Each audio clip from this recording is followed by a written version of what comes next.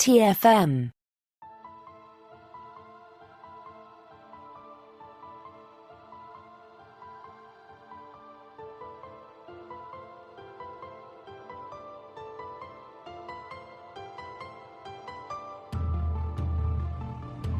Welcome, Boomers, to another episode of Warp 5, our dedicated Star Trek Enterprise show. I'm Christopher Jones, and with me, as he always is my esteemed co-host, Matthew Rushing. And Matthew, I hope you're hungry because I've brought a spread of cheese. I've got some different flavors of ice cream for you to try. It's just going to be like a dairy extravaganza, and I just hope you're not lactose intolerant. Well, Chris, so what you're saying is it's going to be legendary. And exactly. So, no, I am thankfully not lactose intolerant, so I appreciate you asking, though.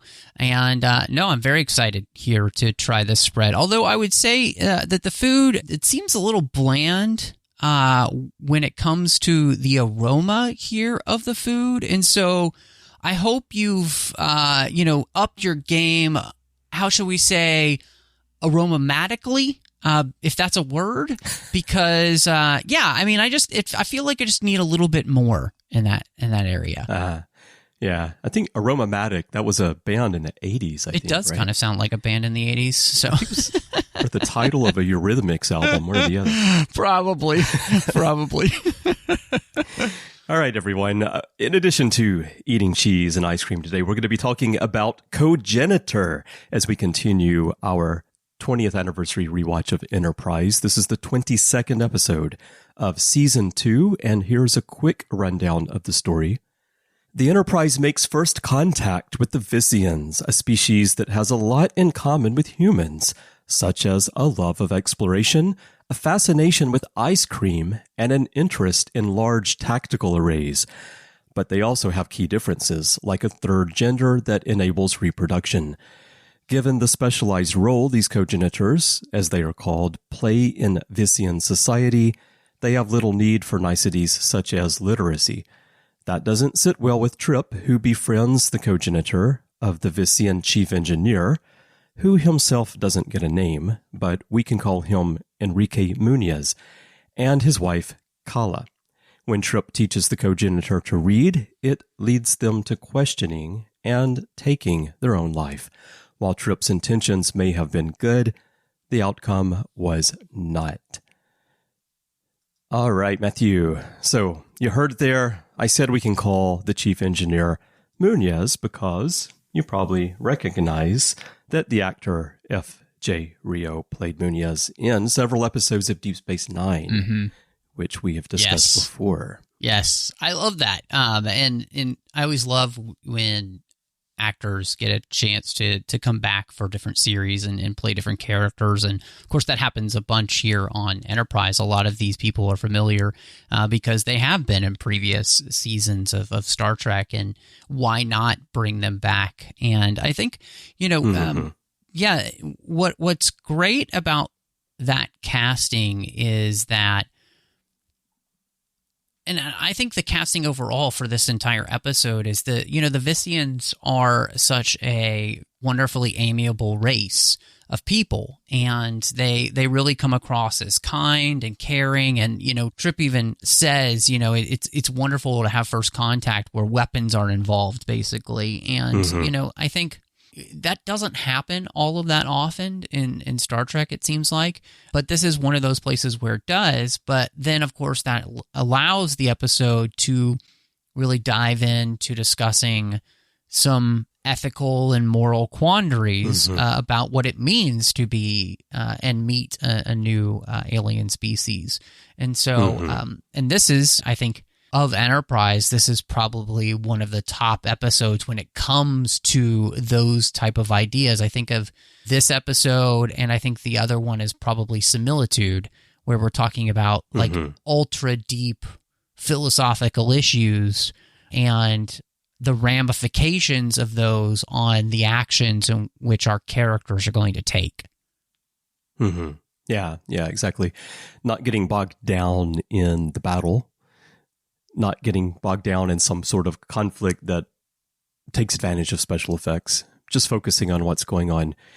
makes a big difference. And I think here, the one thing that I want to talk about when we get to it is how Archer and Drennick, the Vissian captain, hit it off so well together, and you've got that very amicable relationship going on between two explorers, and contrasting that with what's going on aboard the Enterprise, where you've got actually different dynamics going on with different combinations of Enterprise crew members and Vissian crew members. And it all comes together, I think, to give us a story where we can explore some very important issues, but also not be, even though we always remember this episode because of what happens with the cogenitor, it's still not the singular story. It's not the singular message that we get from the episode. Mm-hmm.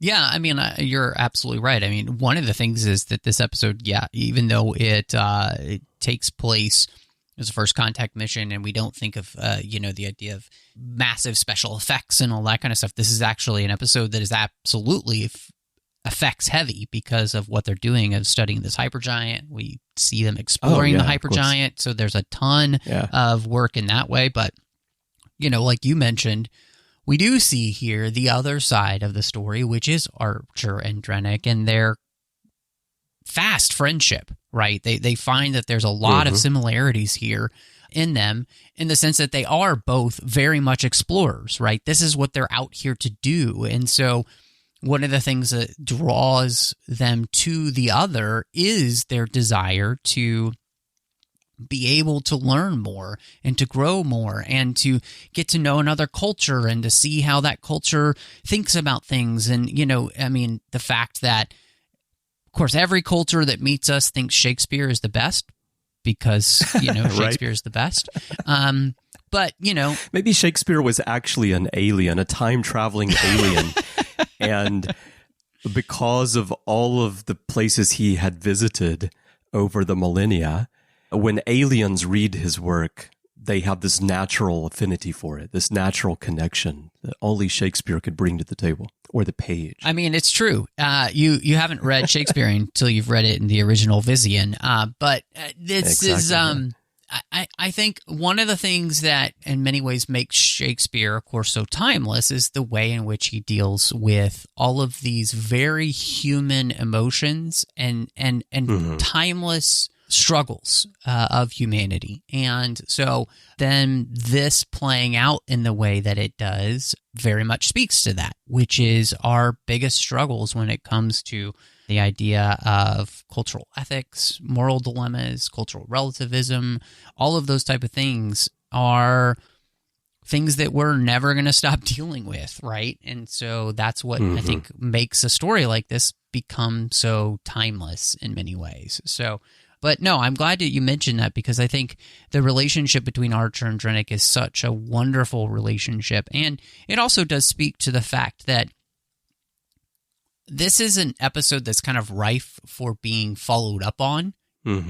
It makes me lament to the fact that Enterprise never got more seasons, because this absolutely seems like a place in which the series could have followed up with these aliens in like a fifth or sixth season, and it would have been very interesting to see if and what changes might have been made in their culture because of their interaction with us. Speaking of not you and I, but of course the crew of the Enterprise. Yeah. Well, let's talk a bit about the core moral dilemma and cultural relativism that is at play in this episode, with how Trip views the situation with the cogenitor and the actions that he took. Because this episode, I've seen it so many times over the years since it first aired, and I think my feelings have changed a little bit over the years based on my own experiences. I think for me, having lived more than half my life outside of the culture that I grew up in, and having visited other cultures as well, and getting to know people from various cultures, while on the surface I can see Trip looking at the situation and feeling like he wants to help and genuinely feeling that what he's doing is going to help this person. Looking at a situation in another culture through your own eyes where you don't have the context, or maybe if you do know the context, it's still hard for you to see it in any way that differs from how you grew up in the culture you grew up in. And so obviously in this episode, that really leads to a tragic situation. How have you seen this episode from the first time that you saw it to rewatching it for this discussion? I think it's very interesting that you have changed in that way, because I think that I have changed in the opposite direction, in the sense that I don't think that Trip handles the situation right, in the sense that I think Trip is right in the sense that the way that the Vissians treat the cogenitor is wrong, because I don't see how anyone can see it differently. And the reason that is because I think this is where cultural relativism does butt up against the idea of there have to be some moral absolutes that we hold to. And to me, all beings deserve respect and honor, regardless of whether or not they are given it by culture. And I think this episode very much speaks to the idea of, and the things that are being thrown at us are the same ideas that were said of the reason that people were kept as slaves, and all of those those reasonings. And none of those are good or right. And therefore, and I think we can, and I think the beauty of this episode is that really it actually shows the way in which cultural relativism breaks down, because this episode does show us a situation to which we all immediately say, no, that's not right. And the question then has to be, why do we all say that?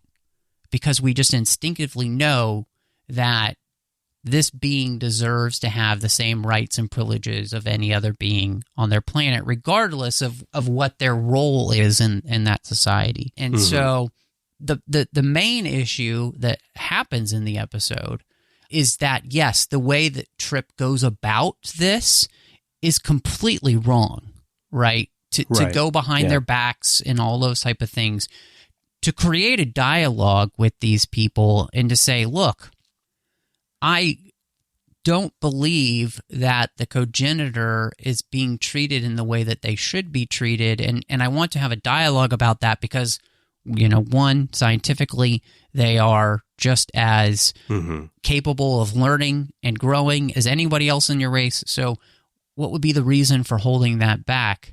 Well, that would be the way to approach it. Yeah, right. Trip is right in one way, but he's wrong in another.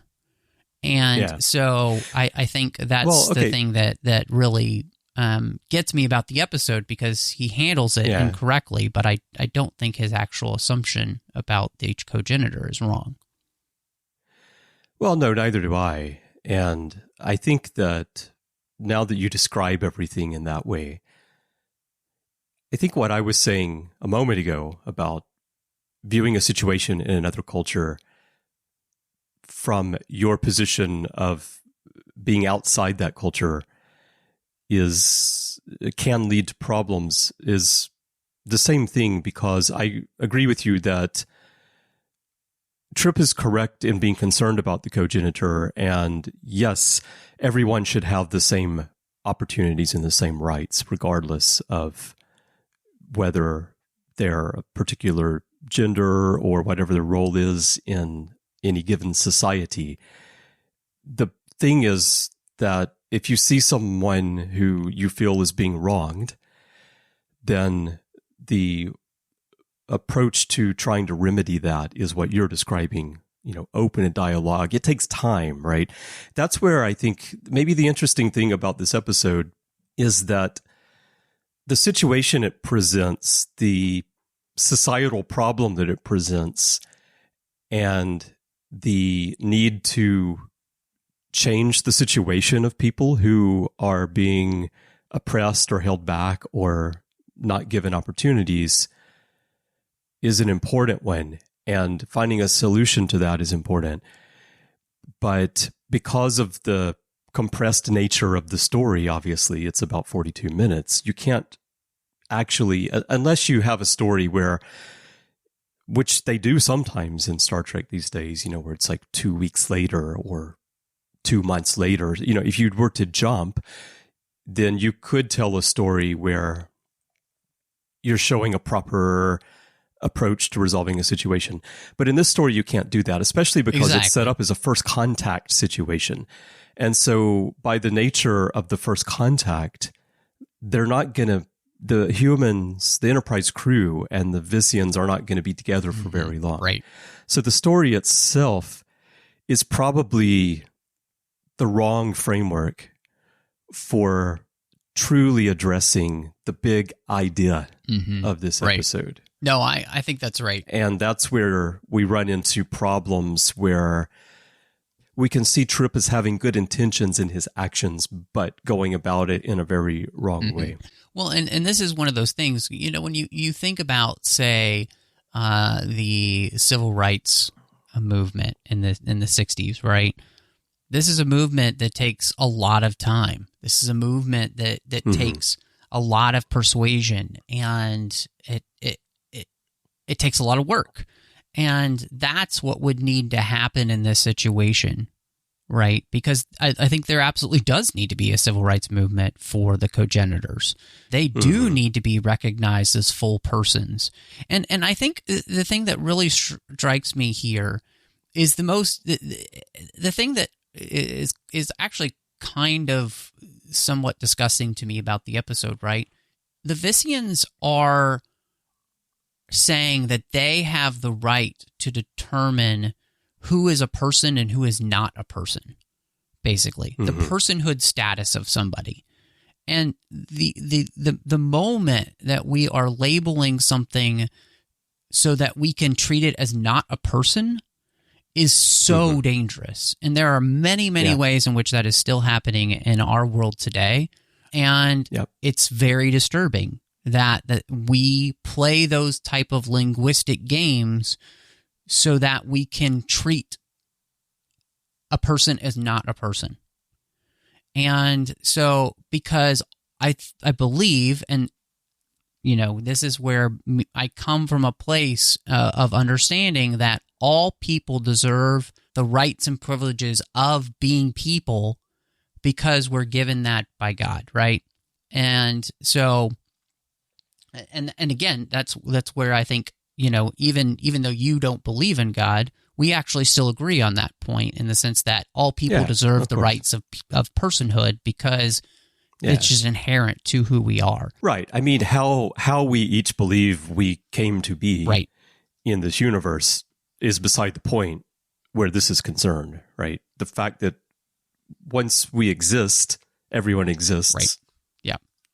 We should be entitled to the same opportunities and rights regardless. Well, and I think, too, I mean, I think we can just search throughout history, and any time somebody has used language to devalue somebody else for their own benefit, it has been a horrible and dangerous and ugly and gross thing to happen. And again, the sad part is that we find ourselves here in the 21st century and we think we're so enlightened, and yet we're still playing these same type of games and using it to our advantage in many different ways. And I think that that's terrible and it has to stop. And so I think an episode like this really shines a light on that. And it actually shows, because, Archer is right in the sense that it's not that we can't go out and judge other cultures, but unless we want to be a part of, if Trip wants to become a Vissian to fight for the rights of the cogenitors, that would be what he would need to do, right? Right. You can't drive by, shoot, when it comes to like these cultural and moral dilemmas. And so, and I think that's the thing about Star Trek that's so interesting, right? Is that the Federation doesn't say you have to believe certain things, but you do have to have a certain code of values to join the Federation, So you can do and be whatever you want to outside the Federation, but if you decide to join our group, you would have to uphold a certain type of values like this to become a part of us. And so, yeah, I think the episode, I know the episode wants to be like a first contact and the idea of kind of touch on cultural relativism, but I think that the episode itself is not necessarily as clean as it could be, and I think maybe even today might have a rewrite or two to, I think, make it clearer, because I understand the reason that Archer is upset with Trip, but I also don't think that Archer himself doesn't actually agree with Trip's thoughts on the rights that the cogenitor should have. Because I think, again, this conversation is so much more nuanced than just a straight up and down, black and white type of thing. Mm-hmm. So where do you think Archer differs from Trip in terms of the cogenitor's rights? I see, that's the thing. I don't actually think that Archer does, but I think that Archer is coming at this from the place of, the way you've gone about this is the exact wrong way. Yeah, exactly. Yeah, and so that's the difference that they have. Yeah, that's how I read it too, yeah. So, yeah, I think the core point of the episode is just to show that as humans are exploring in deep space for the first time, they're going to charge out into the unknown, and they're going to carry their own viewpoints naturally, but carry their own viewpoints with them, and they're going to judge the other cultures that they encounter based on their own culture and their own beliefs.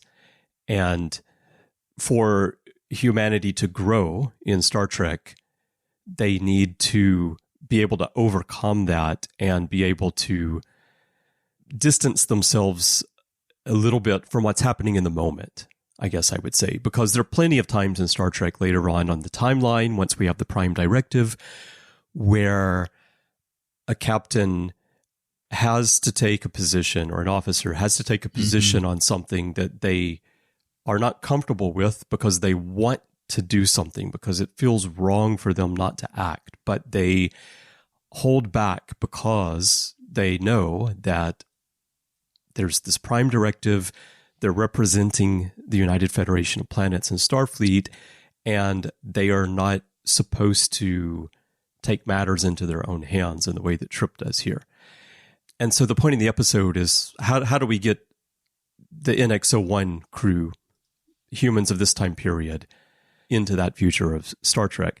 But that idea of portraying that is one thing, and then actually presenting a situation through which to show a situation in action, it doesn't work as cleanly, like you say, because I think if we had known, for example, that Enterprise was going to run for 7 seasons, this could have been a story that we revisit a couple of times, and maybe we could show a different side of humans becoming part of the larger galactic community by having Archer and Trip communicate with the Vissians and work through Drennick, and particularly Drennick, but maybe the chief engineer and his wife as well, to affect some change for the cogenitors.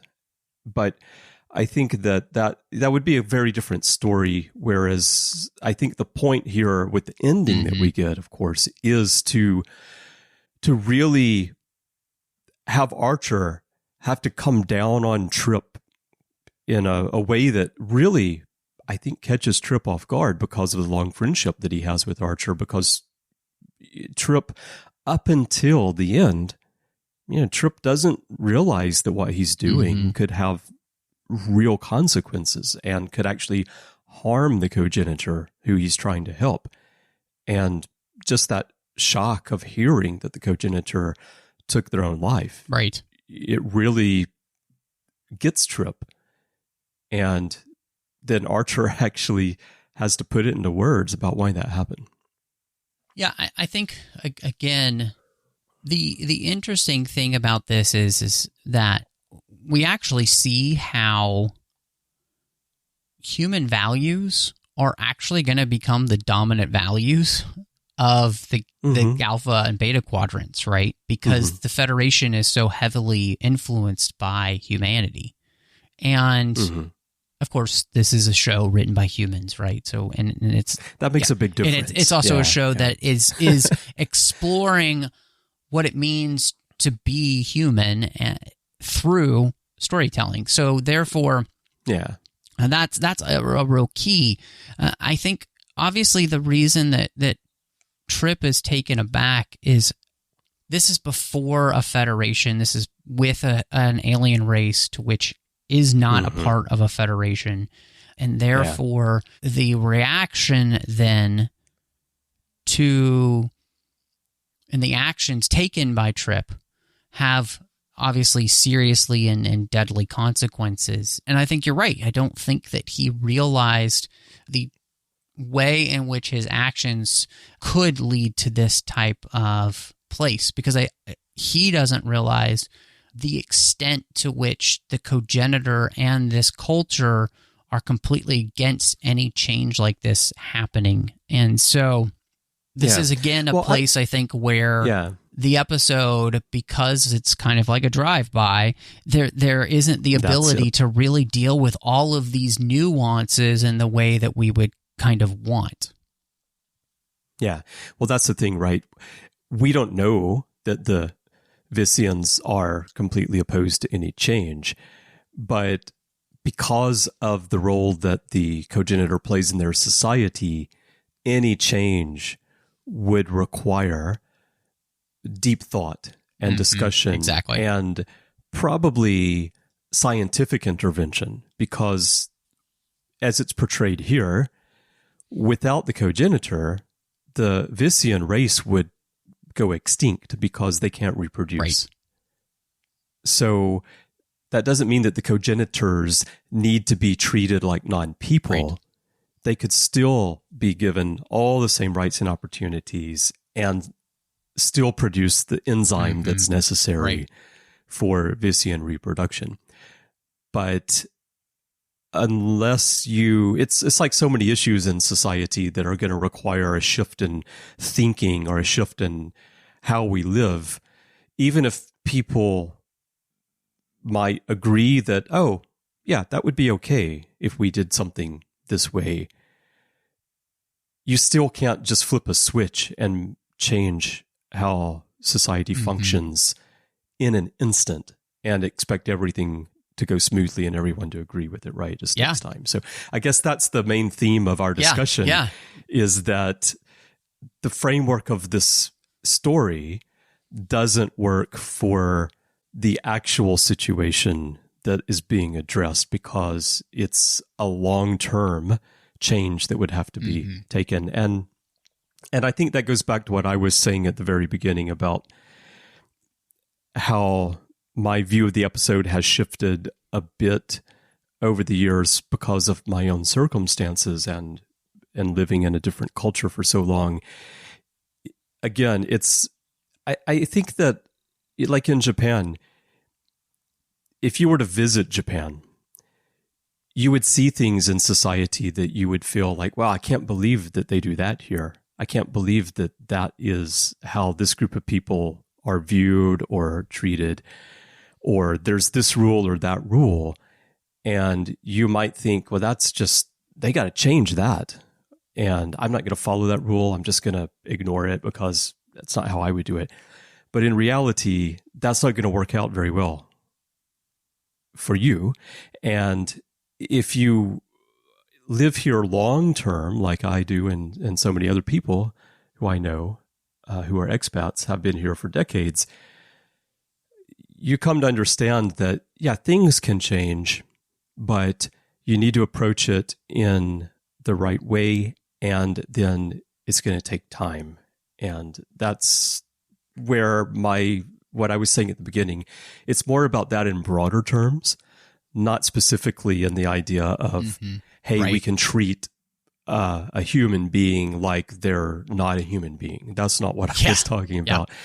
Because I think in terms of Star Trek, the theme, one theme in this episode is what I'm describing here of you can't charge into another culture and just change everything to be the way that you would expect it to be.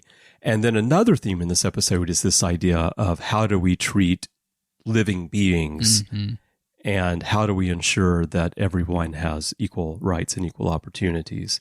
Well, and I think the most interesting thing here, too, and the thing that really stood out to me was the way in which cultures can negate science if it stands in the way of their culture, right? The way that things have always been done. Or if science stands in the way of me being able to do what I want, then science is not right. And that is rife in our own culture today, where science is increasingly so, sadly, in the 21st century. Is completely disregarded, right? For what we all know to be true, for the way that we feel or want something, the way we want something to be. And I think it's interesting how this episode actually is maybe even more poignant on that point than it was when this episode came out. And so I find that to just be fascinating, and I really appreciate the it's one of the things that Trip goes to immediately, which is the science of this. Like, is there any reason why this person shouldn't be considered a person? Absolutely not. And there are too many places in the world today where we negate the personhood of a person because we want to, because it's more convenient, or we like it better, or it's what's culturally appropriate, or, it's just so many things. And then there's other places where science is completely denied because it fits more in with our general feelings, And so there's just such a danger here that this episode, I think, shows us. And,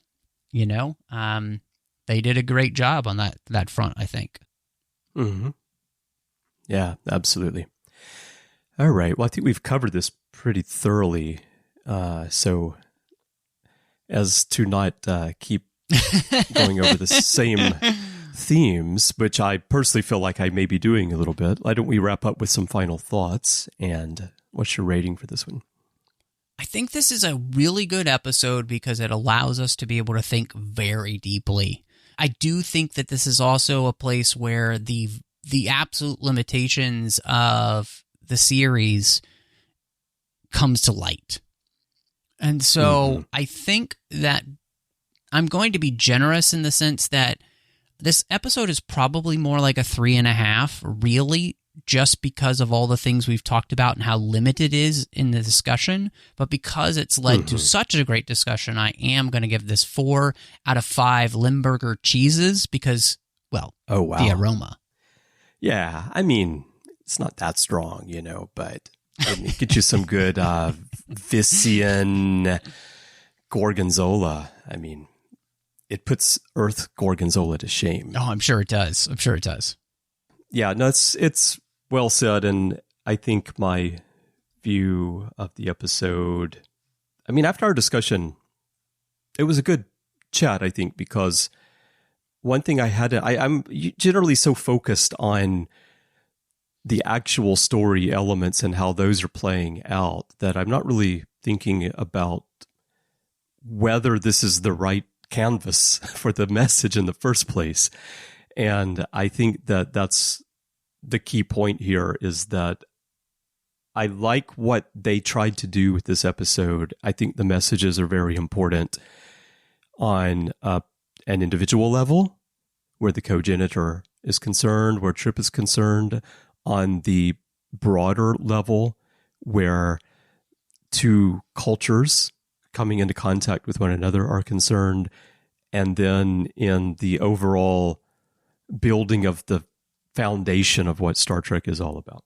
So I think the story is good in all those respects. I like what they do there, but I really would have liked to have seen this followed up on and seen a more measured and meaningful approach to to finding a better position for the cogenitors in Vissian society if that's something that the humans really wanted to do. Because I do think that Trip could have gotten Archer on his side, and then they could have reached out and tried to make a difference. And so for that to happen, this could have been a multi-part story, which would have been something that would have fit into Enterprise's style of storytelling, but we didn't get because of the upcoming shifts, which we'll be talking about in the series in just a few more weeks. So I'm going to give this one 8 quotations from Shakespeare.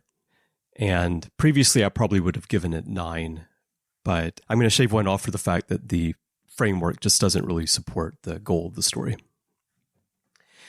All right, everyone. We would love to hear your thoughts on Cogenitor. There are many ways for you to share those with us. Perhaps the best way is to go to Facebook and join the Babel Conference. That is our listeners group. If you're joining for the first time, the way to find it is to type Babel, B-A-B-E-L, into the search field on Facebook, or the whole name, the Babel Conference.